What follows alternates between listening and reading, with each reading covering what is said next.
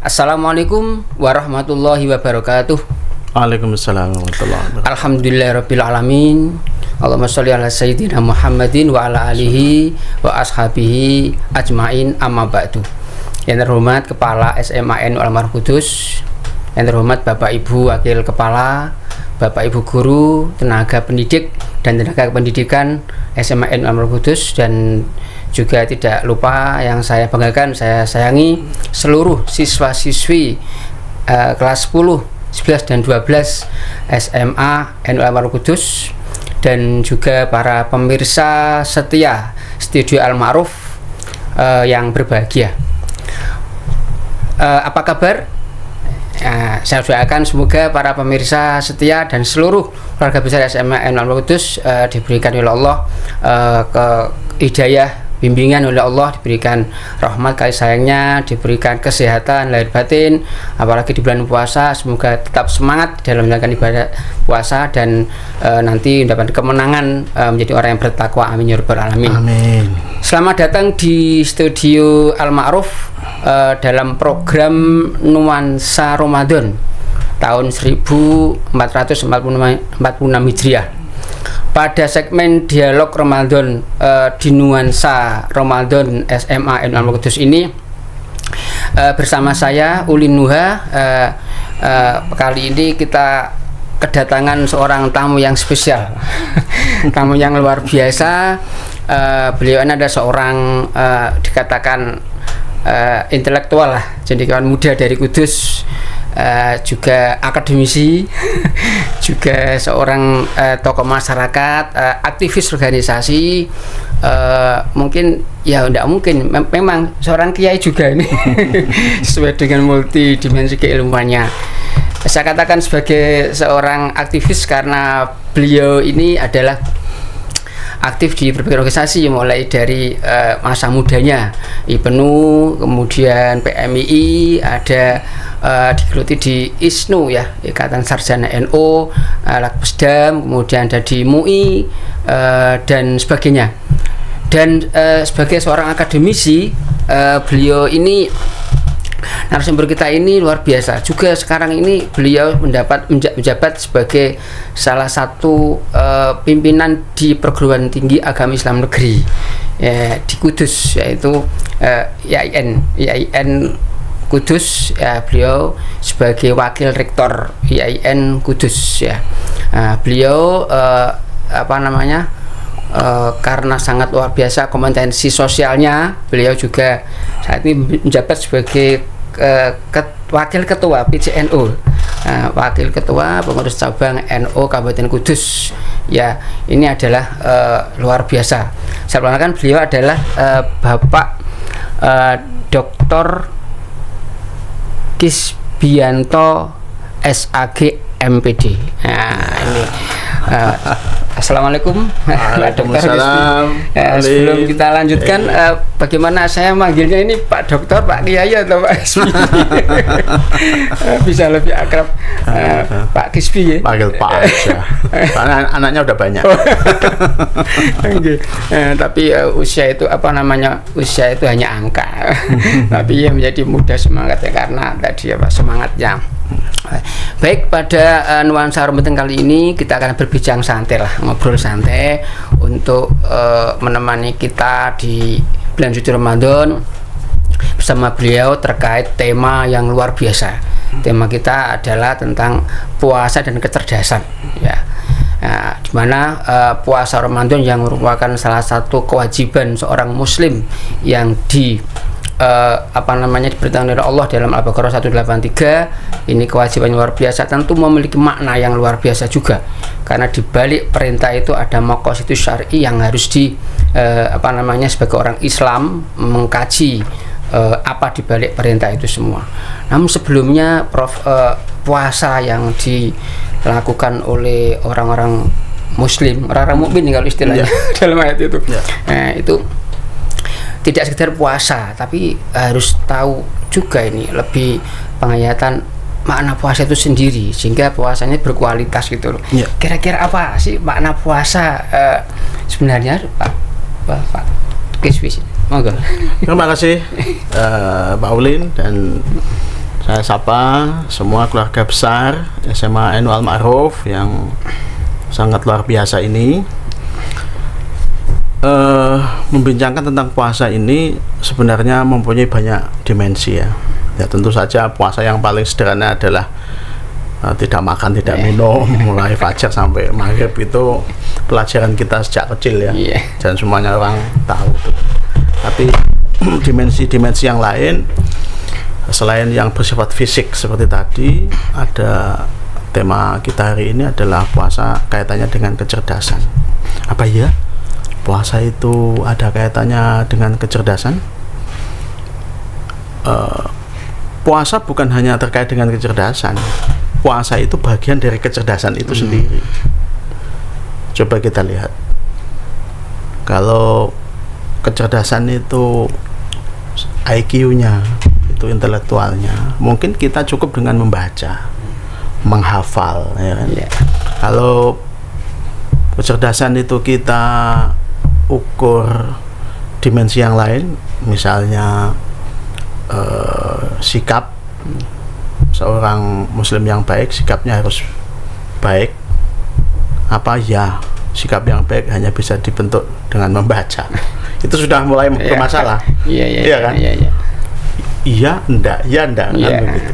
Nah, tentu ada sesuatu yang dibutuhkan supaya kalau cerdas intelektual, akal pikirannya bagus, itu membaca, berdiskusi gitu kan. Nah, sekarang bagaimana dengan sikap supaya baik? Bagaimana dengan akhlak supaya baik? Apakah cukup membaca? Jawabannya pasti tidak.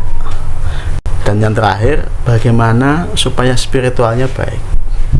Banyak orang pinter nggak sholat kan? Banyak orang pinter tapi gibah terus. Banyak orang pinter tapi korupsi. Berarti kan ada kepinteran, ada kecerdasan yang lain yang belum diasah. Satu diantaranya adalah kecerdasan spiritual. Maka puasa adalah laku spiritual, dan itu bagian dari kecerdasan itu. Bukan hanya berhubungan, tapi puasa adalah bagian dari laku kecerdasan.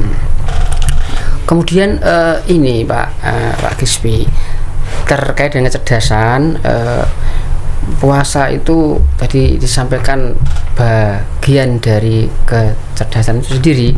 Tapi kita dengar ada istilah kecerdasan intelektual, ada kecerdasan spiritual, ada kecerdasan sosial. Jadi mungkin dari puasa itu kecerdasan sosialnya mungkin bisa itu ya, spiritual, sosial, emosional, dan intelektual. Jadi mencakup semuanya itu ya. Jadi dalam konteks kita ini berpuasa, satu hal yang penting adalah bahwa kita sebagai pendidik, anak-anak kita ya, sebagai peserta didik, anggota keluarga kita, masyarakat, semua orang yang beriman berpuasa harus meningkatkan kualitas puasanya. Bukan hanya nggak makan, nggak minum, tapi kita meningkatkan kualitas puasa kita dari waktu ke waktu. Saya ambil contoh satu saja. Puasa itu ringan atau berat? Saya jawab sendiri. Berat. Saya tanya orang yang puasa dalail 3 tahun lebih itu, ketika dia puasa Ramadan dia lemes. Orang apa kalau sudah puasa 3 tahun tuh dong sing 1 bulan hanya 29 atau 30 hari itu ringan? Enggak, padahal sama aja. Padahal terlatih Sudah terlatih. Orang yang puasa Daud bertahun-tahun, puasa Ramadan juga lapar, dahaga, lemes ya kan. Jadi puasa ini sesuatu yang memang unik. Nah, di balik keunikan itu saya sebut ada rahasia, sirun minal asrar. Nah, sirunnya itu adalah kita diajak untuk mencerdaskan spiritual kita, mencerdaskan sosial tadi, kepedulian sosial kita. Dari mana itu jalan asal-muasalnya itu? Jadi betapa kita lihat kalau kita puasa, kemudian tiba-tiba kita ini merasakan ada sesuatu yang beda dari biasanya, itu pasti. Ayo, Terus ngeleh ditahan, lapar ditahan, haus ditahan. Kan mesti ada sesuatu yang dipertahankan. Iya. Apa yang dipertahankan itu? Ya kita taat kepada Allah. Kalau kita taat kepada bapak ibu kita atau pak guru kita atau wali kelas kita, masuk ruangan makan sendiri terus ditutup terus nanti siapa yang tahu? Kan tidak ada yang tahu. Tapi kita konsisten, tetap saja kita puasa, lapar sekalipun. Nah, kita pertahankan. Nah, sebenarnya apa yang kita pertahankan? Yang kita pertahankan itu kita, ya Allah SWT. Ya Allah, saya ini puasa memang lapar sih, tapi karena dawuh jenengan ya saya laksanakan. Nah, dari situlah titik-titik kecerdasan spiritual itu tumbuh. Kita asah. Meskipun ya mungkin ada sedikit keterpaksaan, itu normal manusiawi. Tapi kalau ini dilatih, mungkin kita dulu waktu kecil puasa beduk gitu kan, dilatih lagi di MTS atau SMP, sampai di sekarang di SLTA, sampai nanti kita titik tertentu. Apalagi kalau kita sering melaksanakan puasa-puasa yang lain seperti sunnah ya, itu nanti akan ada titik di mana ada keasikan berpuasa. Jadi puasa itu tidak hanya motivasi ekstrinsik ya, takut diancam nanti, kalau itu kan nanti sembunyi-sembunyi bisa. Ada dorongan motivasi intrinsik ya, di dalam dirinya yang harus yang sebenarnya. Maka kalau kita doa puasa kan ada imanan wahtisaban itu ya, itu tanpa itu mungkin sangat berat mungkin karena ada istilahnya kalau orang itu ada aura. Iya. Dan itu sebenarnya dinas dari Allah sendiri melalui hadis qudsi itu kan.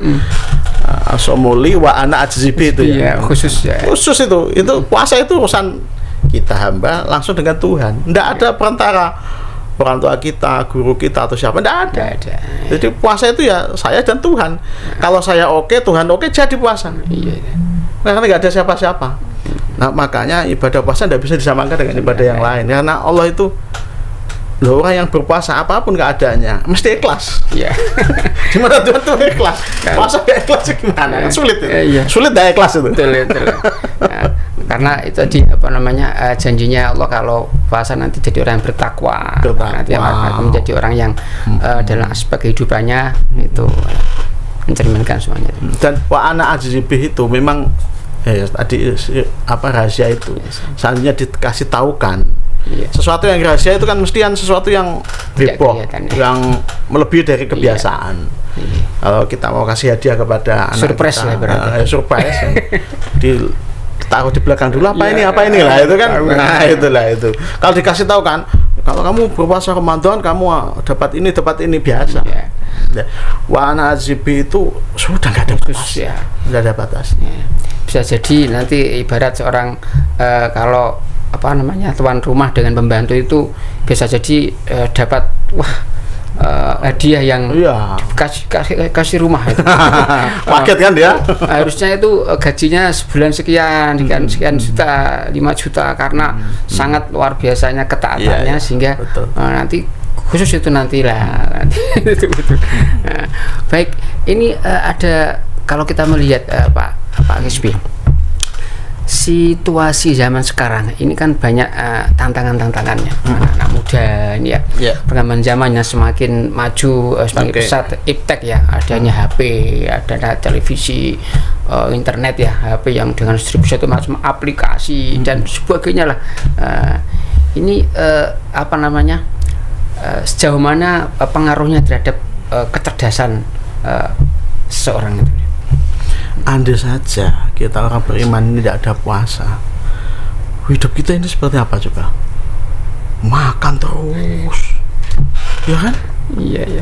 Nonton YouTube terus, TikTok terus, scroll terus. Ya, karena badannya kuat, sehat, strong ya kan? Apa saja bisa dilakukan. Nah kalau dikasih sekali-sekali lapar itu kan, ngambil HP aja gak kuat. Ibaratnya seperti itu. Nah, disitulah sekali lagi kecerdasan spiritual itu diasah. Saya tunjukkan sekurang-kurangnya ada 3 contoh atau bentuk kecil dari kecerdasan spiritual kita ketika puasa. Yang pertama, orang yang berpuasa itu sangat mudah untuk melaksanakan ibadah yang lain. Bener tak? Iya betul. Lah, kanggo apa aku wis tak wangi ngeleh kaya ngene lewat salat. Akhirnya dia salat. Ngeleh kaya ngene, akhirnya dia baca Quran. Ngeleh kaya ngene, akhirnya dia apapun kebaikan hari itu dilakukan. Bener tak? Iya betul. Loh, ini nggak mungkin kita nggak menyadari itu, tapi tiba-tiba itu mengikut begitu aja. Jadi puasa itu kunci untuk mengasah spiritualitas kita. Itu yang pertama. Jadi menjadi ibadah yang lain itu seperti katut gitu. Gitu. Ya kan gitu. Coba perlu diteliti memang ini. Betul. Tapi saya mengamati fenomena ini terjadi. Saya refleks akan. Iya. Seperti mengikuti begitu saja. Saya nggak biasa mau Quran, jadi mau Quran. Bener tak? Tiba nganggur. Nah, itu karena terus digemes lah. Istilah ini kalau punya ilmu nanti mana ini pak. Biasanya hanya ke tasbih ya tasbih. Subhanallah. Masa. Itu yang pertama. Saya kasih nomor 3 lah. Yang kedua. Biasanya gak sinau. Kenapa nggak kerjaan lain kan? Akhirnya buka lah apa ini? Ini kecilnya, besarnya. Ternyata ngaji kitab posonan itu ngaji yang paling hebat di seluruh dunia. Ada istilah posonan juga ya, di antaranya itu ya. Iya tuh. Mak sampai posonan. Ngajinya aja disebut posonan. Ngaji di waktu kita berpuasa di bulan puasa Ramadan. Betul. Yang itu tidak terjadi di waktu-waktu yang lain. Seluruh pesantren, madrasah, sekolah, lembaga-lembaga pendidikan menjadi viral, menjadi ramai ya. Betul. Kita yang seneng ilmu pengetahuan ini, saya kecil dulu itu atau saya muda dulu, kalau ngaji itu seandainya nggak ada posonan, lo kitab kandel-kandel itu semua nake kapan khatam ya? Betul kalau nyagir ke sakeso berapa sampai lembaran berapa baris ya bertahun-tahun nggak khatam, tapi begitu kita puasanan kitab ini Sahih Muslim khatam, gas langsung selesai. Bukhari khatam non-stop. Iya karena pagi sore siang malam terus. Itu seperti ada orang yang cara orang berloroi ngombe obat itu semua sekali ngaji itu. Baterai alkalin Pak niku. Katanya alkalin. Loh itu kan fakta. Betul itu kan fakta. Iya. Ngaji Al-Hikam khatam. Ngaji apa khatam? Di bulan puasa biasanya enggak khatam jadi khatam. Ini yang kedua. Yang ketiga, puasa ini diam-diam secara spiritual kita ini peduli secara sosial. Ini juga kecerdasan. Anak-anak tiba-tiba saya lewat simpang 7 loh, ono bagi-bagi. Bener tak? Jelek. Biasanya ono bagi-bagi dipangan dhewe. Saiki dadi bagi-bagi kanggo apa? Iya. Betul. Tiba-tiba ada acara makan bersama dikemas dengan buka bersama. Ada acara santunan, ada acara ini, ada acara itu. Ini makanya saya bilang kalau nggak ada puasa kita ini jadi apa? Setiap hari hanya kerja, numpuk duit, gen jajan, gen nyandang. Orang makan terus, orang hiburan, orang wisata ke sana kemari. Terus begitu. 1 bulan di atas otoritas Allah Subhanahu wa taala semuanya dindeke. Wes, kosong. Tapi secara nalar orang puasa lemes, lapar haus kan terus tengok-tengok terus tuh gitu. Faktanya tidak. Nyata malah semakin rame. Semakin rame. Sekolah ini ngaji rame. Ilmu pengetahuan maksudnya. Roda ekonomi berputar. Roda karena banyak tadi itu berbagi. Ya. Ya di samping kita mau konsumsi juga berbagi. Kemudian ibadah juga kemudian seperti ringan gitu ya. Biasanya nggak pernah ke masjid tuh ya mudah sekali. Kelihatan pas tarawih. Ya syukur kan. Syukur juga itu alhamdulillah daripada tidak gitu. Mungkin ada contoh-contoh yang lain tapi saya contohkan 3 itu yang betul. Istilahnya sudah begitu mentradisi di masyarakat kita. Itu. Kemudian ini ya, saya tertarik tadi itu ada kan dengan berpuasa maka membuat kita tergerak untuk melaksanakan aktivitas ibadah-ibadah kebaikan. Ada posonan ya, tolabul ilmi lah. Iya. Nah, terkait dengan tolabul ilmi ini ya, Pak Giswi ini dalam rangka meningkatkan kecerdasan baik intelektual atau spiritual tadi, juga sosial. Ini kan terutama siswa-siswi ini, anak-anak yang sedang belajar lah, anak sekolah ini. Ini kan juga memerlukan sebuah wadah sekolah yang mampu membentuk bagaimana anak itu melaksanakan aktivitas-aktivitas yang meningkatkan kualitas spiritual, intelektual dan sosialnya. Ini bagaimana menurut Pak Giswi lembaga yang baik seperti apa? Jadi bahwa kita sudah tahu persis puasa itu ternyata menjadi motivator sekaligus dinamisator, menggerakkan, mendrive kita semuanya untuk lebih rajin beribadah, lebih rajin belajar, lebih rajin mempunyai kepedulian sosial. Nah, disitulah kita ini perlu bersyukur adanya lembaga-lembaga pendidikan Islam. Apakah itu madrasah, pesantren, sekolah, wabil khusus lagi seperti SMA NU Al-Ma'ruf ini, suatu sekolah menengah atas yang berciri sangat khusus di bidang agama Islam. Ada pesantrennya, ada Pak Kiainya.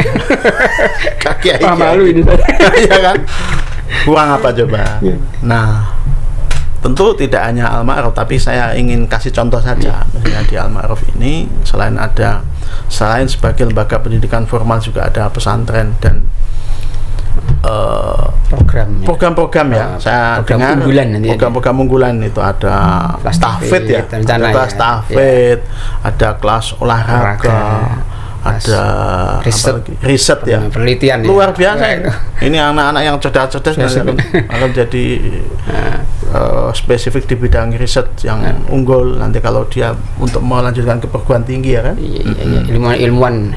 Terus apa lagi? Ada tata boga, ada sinematografi ini yang di era digital ini kan ya. Perlu seperti aktivitas hari ini kan termasuk bagian dari itu. Ada lagi? Ada satu lagi desain grafis sama ya, ini ada juga poster, ada bentukan banyak gambar-gambar yang berseliweran itu harus ditata, diarahkan itu di filter ini ya. Nah, itulah yang perlu kita garis bawahi, bahwa kesyukuran kita terhadap anak-anak didik kita yang sekolah di sekolah-sekolah dengan keunggulan yang sehebat itu, apalagi kalau ditambah prestasinya luar biasa itu biasanya juara nasional kok terus kepiye iki. Setiap saat saya dapat laporan dari Pak Kepala, alhamdulillah juara ini di sini. Popda tahun ini itu 52 medali. Allah ya karim. Selamat ya. Iya kan itu. Buat juara umum. Alumni banyak yang berkiprah di pemerintahan, di wakil rakyat, bahkan di luar negeri ya kan. Nah, ini di BUMN macam-macam. Nah, inilah bentuk kesyukuran kita. Dan para pemirsa semuanya, Pak Kiai Ulin, saya perlu bertegaskan, semua hasil pencapaian itu tidak sesuatu yang jadi begitu saja. Ini ada proses panjang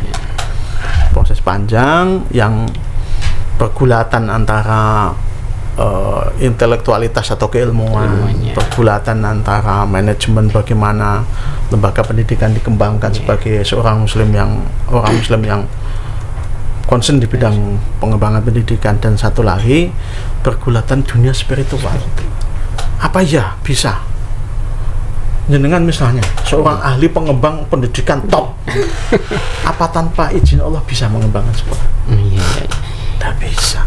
Ada dimensi spiritual, sesuatu yang tidak kelihatan yang menjadi motivator ya. Makanya saya tahu persis di sekolah ini aktivitas keagamaan, ada laborat agama, ada Ahlus Sunnah wal Jamaah, ya digital juga ada itu. Iya kan? Nah, kegiatan-kegiatan spiritual apa ini Istighosa, manakib. Ada ijazah manakib juga loh Pak. Ada juga kan? Ijazah manakib. Lah sudah nggak ada bedanya SMA ini dengan pesantren. Kelas 12 tuh kalau mau lulus itu diberikan ijazah. Ya qabil tuh. Anak-anak diajari untuk tidak hanya pengenalan, melaksanakan. Jadi pengenalan, kemudian pengenalan tadi, melaksanakan, membiasakan, membudayakan. Alhamdulillah. Itu yang dan kebetulan juga materi-materi muatan-muatan mulok sebagai nilai plus al-ma'ruf, ada kelas rapat agama, pelajaran muatan lokal, yang disitu juga ada materi-materi tentang manakib, ada al-barzanji dan tiba dan sebagainya, yang menambah SMA al-ma'ruf adalah sekolah yang rasa SMK tadi ada apa namanya ada nuansa kejuruannya, nuansa keterampilan, 6 program tadi, kemudian ada SMK, SMA rasa aliyah, karena nuansa religiositasnya itu luar biasa. Ditambah lagi juga ada pesantrennya juga lah tadi Mas Aliyah. Jadi ada lengkap itu Pak itu. Yang mau ke kejuruan selesai SMA al-ma'ruf, mau ke tata boga kuliner siap. Kemudian mau ke sinematografi yang sekarang ngetren itu ada video yang suka selfie, video pendek itu harus diarahkan kan itu. Nah, kami memberikan wadah al-ma'ruf itu. Ada kemudian desain grafis, ada tadi apalagi tata boga, ada riset dan sebagainya, karena bagaimana juga seorang pelajar itu al-ma'ruf menyiapkan anak-anak ketika lulus menjadi orang-orang yang penerus tradisi intelektual muslim gitu. Tidak hanya itu semua Pak Yaulin, itu semua basisnya adalah spiritualitas. Sekolah SMA al-ma'ruf ini dibangun, fondasi utamanya adalah spiritualitas. Kalau tanpa spiritualitas ya hambar Pak, seperti makanan tidak ada garamnya. Makanya begitu kita masuk, bahasa saya tadi, kita syukuri. Kita syukuri karena habit atau kebiasaan, ada istilah metode takwid, pembiasaan itu betul-betul terjadi di sekolah ini. Dan saya betul-betul mengajak kepada semua pemirsa, khususnya anak-anakku di SMA al-ma'ruf ini, waktu 1 bulan 30-an hari untuk mengasah spiritualis kita ini, kecerdasan spiritual kita ini. Mari kita nikmati, puasa saja, laksanakan sebaik-baiknya, sekhusyuk mungkin. Nanti ada hasilnya sendiri, ada buahnya. Tiba-tiba nanti kok belajar kok nyenengke. Apalagi di desain memang sudah menyenangkan di sini. Yang olahraga ya silahkan fokus di olahraga. Yang di bidang tahfidz, yang di bidang desain grafis, apa ini sesuai dengan bakat masing-masing. Tidak ada keterpaksaan. Bisa milih kan itu kan? Bisanya A disuruh B kan enggak? Sesuai dengan apa yang kamu mau. Bakat dan minat ya. Ketika belajar itu dia menyenangkan, dan nyaman. Karena apa yang kita inginkan itu tercapai gitu lah. Saya ambil contoh misalnya, kalau yang terkenal dari SMA al-ma'ruf itu kan apa yang sering juara kalau olahraga? Volley ya, sepak bola. Iya betul. Kalau kita punya atlet volley, sepak bola yang dia itu ngerti agama, itu membanggakan sekali Pak. Dia merasakan keindahan hidup sebagai seorang atlet yang beragama. Waktunya sholat tetap sholat. Kalau nggak bisa sholat tepat waktu, lihurmatil waktu. Iya betul. Iya nggak? Tapi tetap sholat. Iya gitu. Betul. Iya nggak? Betul. Kita kan pernah nonton di TV itu ya, pemain di Eropa, karena dia keturunan dari Afrika, waktu sholat dia tetap sholat, bayangkan. Paling nggak menunjukkan itu ada sebuah kewajiban saya harus laksanakan di saat itu. Ala waktiha. Betul. Ini kan ono ilmune ya. Jadi ilmuni gitu loh. Tidak ada nilai spiritual tidak bisa terjadi. Tidak bisa. Semua serba gak mungkin kan ini jadwal main ini kemudian malah gak sholat. Loh, padahal sholat tuh fleksibel sekali sebenarnya. Oleh karena itu di SMA Awur itu para atlet itu di pondok pesantren di karantina itu ya, di pondok kan sehingga di samping dia itu ada siraman jasmani, latihan jasmani fisik, ada siraman rohani, latihan rohani ya. Jadi melatih, membiasakan itu. Jadi anak-anak sepak bola contohnya itu ya kan di pondok pesantren ya, itu Al-Ma'ruf ada itu khusus itu ketika tidak waktunya latihan atau tidak waktunya bertanding ya dia ngaji, sholat itu wajib gitu.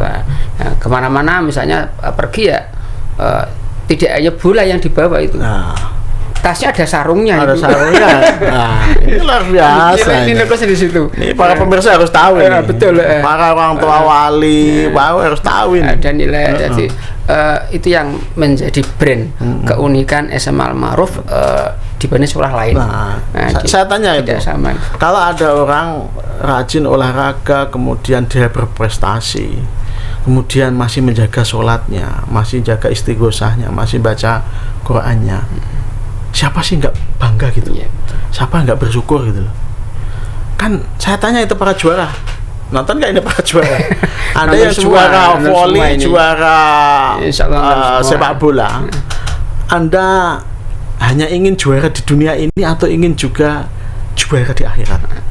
Ingin hidup nyaman bukan hanya di dunia ini mesti. Lawang normal akal aja sehat mesti ya pengen jadi top nang dunia. Akhirat ya selamat kan begitu kan? Itulah. Dan kita tanamkan bahwasanya anak atau manusia itu tidak hanya jasmani, rohani juga. Betul. Bahkan yang betul sebenarnya itu rohani ya. Orang bisa mukul bola atau menendang bola dengan segitunya itu. Apa iya? Itu hanya kekuatan tangan atau kakinya. Kalau nuraninya, hatinya, jiwanya itu nggak tenang, apa ya bisa itu? Nggak mungkin. Bisa ngawur itu. Iya. Dia baru nggak seneng aja itu sudah mempengaruhi kan. Makanya tadi di training, di karantina itu kan dikondisikan itu. Nah, bagi anak-anakku semuanya, para juara-juara atau yang sering lomba, kalau kita sudah biasa terlatih jiwa kita ini dengan spiritualitas termasuk puasa diantaranya, pengkondisian untuk menghadapi situasi tertentu yang menegangkan seperti ketika kita harus menang dalam perlombaan, itu sesuatu yang ya meskipun sulit tapi sangat mungkin untuk dilaksanakan. Dan buktinya juara kan, selalu juara dan juara. Nggak tahu itu di Pak Kiai Anas itu tempat apa? Nggak cukup itu. Itu nggak cukup. di ruang guru pialanya itu ya, kemudian di BK karena nggak cukup itu, kayaknya butuh gedung itu. Mungkin gedung khusus piala, tidak hanya ruangan mas bagian dari sebuah gedung. Begitu ya. Selamatlah, hebat sekali ini. Kembali ke tadi ya, kecerdasannya untuk selanjutnya. Jadi puasa itu memang untuk meningkatkan kecerdasan itu sejatinya ada dimensi eksoteris dan esoterisnya berarti. Ada dimensi eksoterisnya adalah bagian dari kecerdasan sendiri. Ada bisa meningkatkan semangat ritualnya dan sebagainya, semakin aktivitasnya semakin kuantitas dan kualitasnya bertambah. Juga dimensi esoterisnya ya, ada nilai spiritual yang luar biasa yang mendorong untuk semakin semangat berpuasa dan melaksanakan ibadah-ibadah yang lain. Baik, Pak Kispi, kira-kira apa ya kesan statement untuk mengakhiri sebagai closing statement pada kesempatan dialog kali ini, khususnya kepada umat muslim, khususnya lagi kepada para pelajar SMA Al-Ma'ruf? Tentu saja yang paling utama, saya mengajak supaya puasa kita ini betul-betul kita rasakan. Ayo deh, anak-anakku semua, para pelajar dan semua kita ya, sebagai orang beriman, pernahkah kita merasakan suatu kedekatan seorang anak yang mondok kemudian pengen dan kangen ketemu orang tuanya, hanya mungkin beberapa jam saja itu seperti dekat dan nyaman gitu kan. Nah itu fenomena spiritual. Saya gambarkan yang agak konkret itu. Kalau kita bisa puasa dan kita sepertinya dekat dengan Allah, dengan Tuhan. Jadi saya punya teman, dia melaksanakan perjalanan jauh dari Eropa ke Indonesia.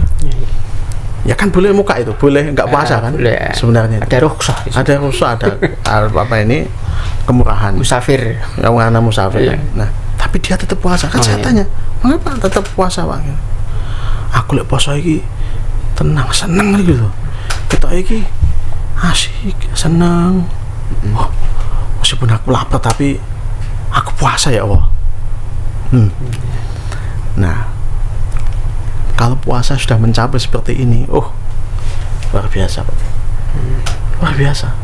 Karena puasa kita ini sudah bukan hanya lapar dan dahaga, tapi puasa ini seperti suatu keindahan, suatu yang nyenengke, yang nyaman, yang dekat dengan yang maha indah, Allah Subhanahu wa Ta'ala. Karena merasa ini perintah yang maha kuasa. Iya. Seperti Rabi Adawiyah itu, dia beribadah bukan karena itu, tapi bukan karena ingin pahala, tapi karena cinta, ingin ridhonya. Berat apapun itu. Iya. Seperti orang yang berasik masuk dengan lawan jenisnya. Betul. Sangat cinta itu apapun dilakukan. Dan ketika melakukan seperti ringan saja. Gitu, karena ada ringan dan senang. Ringan dan senang. Makanya pemirsa, ya semua dari kita mempunyai pengalaman spiritual yang berbeda-beda, tapi ada titik spiritualitas puasa yang secerdas itu, yang sampai kepada itu. Dan para pemirsa, itu bukan fenomena biasa, itu fenomena cerdas di atas cerdas, cerdas di atas cerdas. Karena orang yang sudah mencapai ke titik itu, engkau sampean ngrasakno dhewe gibah macam males Pak, ngapusi sampe males, kan tidak ada artinya. Iya, betul. Untuk apa aku sudah mendapatkan ini nyamanan, keindahan dengan Tuhan saya. Seperti anak kecil itu kalau sudah nyaman dengan mainannya, enggak diabaikan yang lain. Mau dikasih apa ya? Betul. Ya tentu saja, mohon maaf ya, tentu saja ada yang belum sampai ke sana. Tapi perlu kita kasih pengetahuan bahwa puasa itu ada yang mencapai ke titik itu. Dan makomnya. Ya, dan titik itulah yang kita kejar. Kalau itu Pak sudah itu kita menghadapi makanan, dunia, jabatan dan sebagainya itu seperti hal yang biasa saja. Nah, disitulah fungsi utama puasa. Ninggal no dunia tidak berarti untuk ditinggal beneran dunia ini, makanan, harta benda itu, tapi biarlah kita mempunyai harta benda tetapi ora kedonyan, tidak kumantil di hati dan pikiran kita, dan itulah spiritualitas yang tertinggi, dan itulah yang disebut ketakwaan. Takut kita hanya kepada Allah. Ora takut mergo duite ilang. Ya kuatir tapi ora segitunya gitu ya. Takut tapi ada nilai mahabbahnya. Iya. Bukan seperti takutnya kita kepada binatang buas yang mau menerkam, malah mendekat itu. Takut yang mendekat. Takut yang ya betul-betul ingin menyatu bahkan. Nah, angel ya diucapkan. Hanya bisa tawakalnya tinggi. Tapi kan kita harus ucapkan ini supaya kita semuanya, kaum muslimin muslimat, ada semuanya ngerti bahwa puasa itu segitu pentingnya dan segitu indahnya kalau bisa mencapai. Dan setelah itu nanti martabat kita menjadi naik. Setelah Ramadan kemudian kita masuk ke bulan Syawal itu artinya naik tingkat, kan begitu kan? Nah, itu saya kira itu mudah-mudahan puasa ini spiritualitas kita betul-betul semakin kokoh, semakin kuat, dan dengan demikian memasuki bulan Syawal nanti kita menjadi hamba-hamba Allah yang semakin meningkat keimanan, ketakwaan kita, rajin belajar, rajin ibadah, berprestasi pula. Kita doakan untuk semua anak-anak Amin, kita amin. ini, kita semuanya. Amin. Ya. Terima kasih. Ya. Pak. Baik, terima kasih Pak Kisbi, karena kita dibatasi oleh waktu. Sekali lagi kami ucapkan terima kasih atas waktunya, dan apa yang disampaikan semoga bermanfaat dan menambah berkah. Dan sekali lagi kepada seluruh pemirsa keluarga besar SMA Al-Amal Qudus, semoga bisa meningkatkan puasanya, meningkatkan kualitasnya, ibadahnya, sehingga kita menjadi hamba Allah yang bertakwa dan menjadi orang-orang yang kembali suci di bulan Syawal nanti. Amin ya rabbal alamin. Demikian dialog Ramadan segmen kali ini bersama beliau Bapak Dr. Haji Kisbianto SAG MPD. Bila ada kekurangan dalam memandu acara dialog ini, saya mohon maaf yang sebesar-besarnya. Saya akhiri, wallahu muwaffiq ila aqwamit thoriq. Wassalamualaikum warahmatullahi wabarakatuh. Waalaikumsalam warahmatullahi wabarakatuh.